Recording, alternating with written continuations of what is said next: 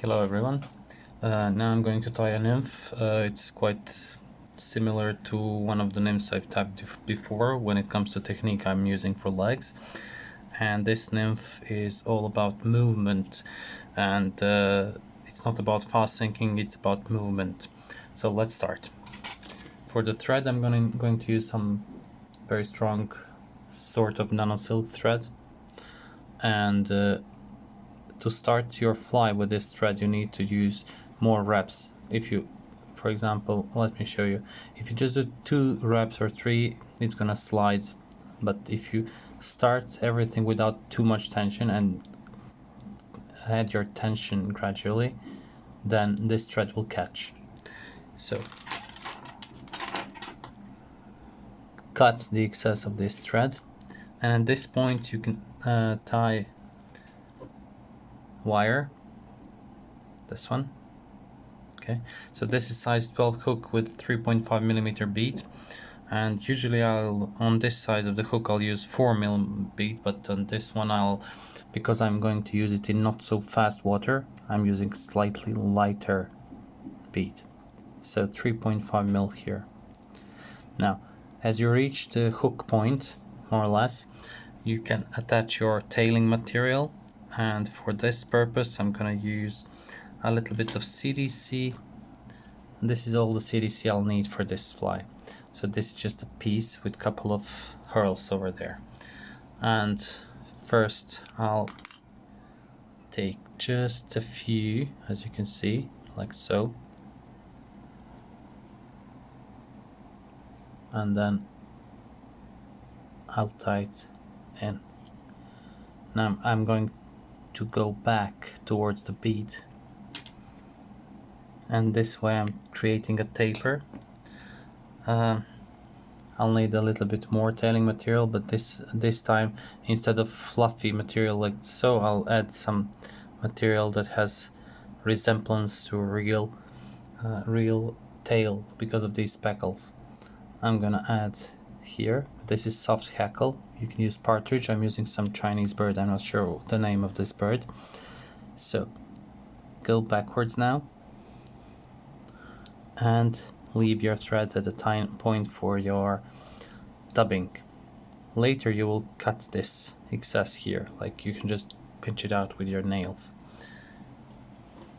For the body I'm gonna use a little bit of wildcat mixed with UV. Just take a pinch and make it fluffy so you'll dub it easier later on. So take just a small pinch of it right now and create very thin dubbing noodle that will cover the back side of your fly, the tail part. Okay, so as you can see, this is very thin here, and as you advance you can make it same thickness, or you can add a little bit so you can create a taper in your dubbing noodle. It's up to you. So when you add a little bit of dubbing, just advance to your fly and leave the room for the thorax part. In the opposite direction then I was wrapping the dubbing, I'll add wire wraps. First one on the top of the hook shank, as you can see. Those materials are slipping around the hook shank, so I'm correcting them. Now do these wraps evenly spaced.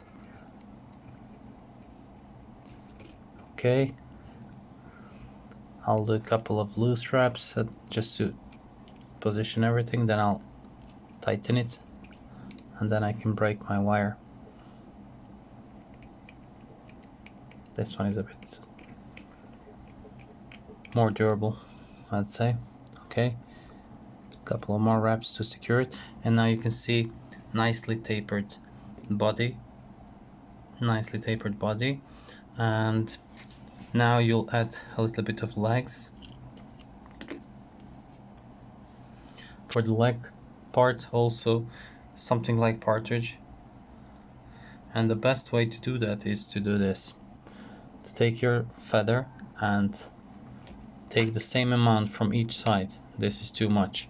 The more is, the less is more in this case, because if you put too much material will stick together, and it will prevent itself from moving freely. If you have less material, then water can do whatever it wants with this material, so it's better. It also applies for streamers. So I'll take a small pinch of it and I will attach it here. You can leave those legs a little bit longer if you like. Oops, run away. Okay, I'll cover this hole here. Okay, so again, just catch it here and position it to the side. Like, you need just 2 reps here. See, it's very long, but it's actually quite good to be long. Now you need the other side, and you use the same feather and same technique. You just pinch out the same amount that was on the other side. That way you'll always have symmetrical legs. And now, see, just pinch, loop, tighten it. Now it's important to use very thin thread, because these legs there, they demand a little bit more reps here, so it's better to use something thinner in order to prevent buildup. Now, same thing as for those legs. I'm gonna use half of it, half CDC now, half for it later. I'm gonna remove these white tips. Okay, now just use a few of these, as you can see. Now you can cut this, and now you can use the other half.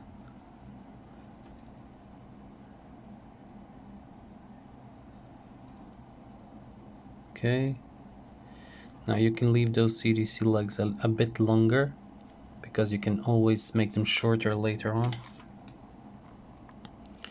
Cut this excess here. Now, in order to make a contrasting thorax, I'll use peacock dubbing for the thorax. You can use the same dubbing as for the abdomen, but also it's good to make something that contrasts. So peacock is perfect. It gives a little bit of shine to this fly, because everything else is dull, as you can see. Like the dubbing, the tungsten head, everything is dull. Now press with this dubbing, press these legs against the tungsten. You have to help it to stay in position a little bit. And now when you want to finish the fly, just go in front of those legs. Now don't make any additional reps at this point. Use your web finishing tool, make one full turn, and then you can release the hand that's holding bobbin, and you can move those legs and position them as you want them. It's actually quite easy to do when you get used to it a little bit. So one whip finish, press hard on it, and then you can do another one. Just slide the thread down the bead. Because this is white thread, you can use marker to color it, or you can just press hard as I did, and it will soak and blend in with the material, so you won't see it that much. Now you can just press this towards the front and pinch those legs, and this is it. Those legs, they look like tenkara legs on tenkara flies. As you can see, they're facing forward, so any movement of your rod tip, like slight movement, will cause these legs to bend a little bit and then go to the front, so they will move very lifelike. It doesn't represent any particular insect. It can represent, depending on the color, whatever is in your river.